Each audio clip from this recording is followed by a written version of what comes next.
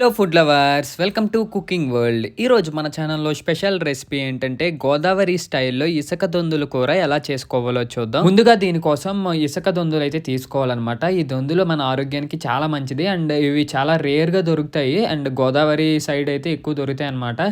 So first అయితే వీటిని నీట్గా వాష్ చేసి కనిపిస్తున్న విధంగా గచ్చు మీద అయితే నీట్గా దీని పొలుసు వచ్చేంత వరకు క్లీన్ చేసేసేయాలన్నమాట. తర్వాత నీట్గా క్లీన్ చేసి పెట్టుకున్న దొందుల్ని కత్తిపీట సాయంతో కనిపిస్తున్న విధంగా అయితే కట్ చేసుకోవాలి. కట్ చేసుకుంటే లోపల మనకి కొన్ని చేపల్లో శన కింద ఉంటుంది, అదైతే ఉంచేయండి. అది కూడా టేస్ట్ అయితే బాగుంటుంది అనమాట. ఇప్పుడు నీట్ గా క్లీన్ చేసి కట్ చేసి పెట్టుకున్న దొందులు ఉంటాయి చూసారా, అవి అయితే ఒక గిన్నెలోకి అయితే తీసుకోండి. ఇందులోకి ఒక టేబుల్ స్పూన్ పసుపు వేసి తర్వాత ఒక టేబుల్ స్పూన్ ఉప్పు అయితే వేసుకోండి. రెండు వేసుకున్న తర్వాత ఇందులోకి ఒక టేబుల్ స్పూన్ కారం అయితే వేసుకోండి.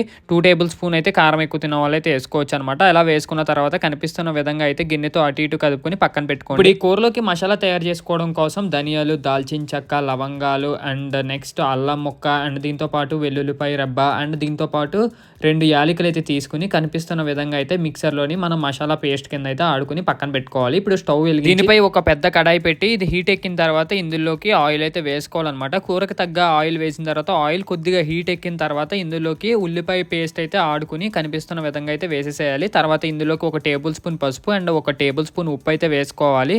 ఈ రెండు వేసుకున్న తర్వాత గరిటెతో అయితే మొత్తం ఈ ఆయిల్లో బాగా కలిసేంత వరకు మిక్స్ చేసుకోవాలి. ఇప్పుడు ఈ కూర దాకా పైన ప్లేట్ పెట్టేసి క్లోజ్ చేసి కాసేపు మగ్గిన తర్వాత ఈ ప్లేట్ ఓపెన్ చేస్తే మనకి ఉల్లిపాయ పేస్ట్ అయితే ఈ టైప్లో వస్తుందన్నమాట. కొద్దిగా కలర్ వచ్చిన తర్వాత మనం ఏం చేయాలంటే ముందుగా మనం మ్యారినేట్ చేసి పెట్టుకున్న చేప ముక్కలు ఉంటాయి చూసారా, అవి అయితే ఈ ఉల్లిపాయ పేస్ట్లో అయితే వేసేసేయాలి. వేసేసిన తర్వాత దీంట్లోకి తగినంత వాటర్ అయితే వేసుకోవాలి. వాటర్ అయితే మనం బాగా ఎక్కువ వేయకూడదు, ఎక్కువ వేస్తే బాగోదు అనమాట. సో కనిపిస్తున్న విధంగా వాటర్ వేసిన తర్వాత ఈ దాకనైతే ఒక క్లాత్ తీసుకుని అటు ఇటు కలుపుకోవాలన్నమాట. అప్పుడు బాగా మొత్తం ఈ మసాలా అంతా ఈ వాటర్లోకి అయితే కలుస్తుంది. కలిసిన తర్వాత ఇందులోకి మళ్ళీ కొద్దిగా తగినంత వాటర్ వేసేసి నీట్గా మనం ఈ చేప ముక్కలను అయితే ఒక ప్లేట్తో క్లోజ్ చేసి పక్కన పెట్టుకోవాలి కాసేపు మగ్గేంత వరకు. కాసేపు మగ్గిన తర్వాత ఒక ప్లేట్ ఓపెన్ చేస్తే మనకి ఇలా బబుల్స్లో వస్తుందన్నమాట.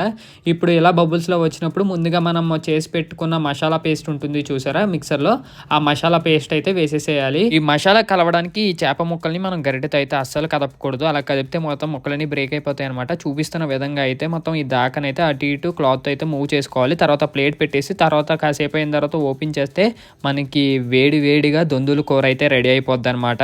సో ఈ దొందులు తినడం వల్ల మనకి చాలా హెల్త్ బెనిఫిట్స్ అయితే ఉంటాయి. So that's it for today guys. Video మీకు నచ్చినట్టయితే ఖచ్చితంగా లైక్ చేసి షేర్ చేసి సబ్స్క్రైబ్ చేయండి. ఇంకా నెక్స్ట్ వీడియోలో మళ్ళీ కలుద్దాం. బాయ్.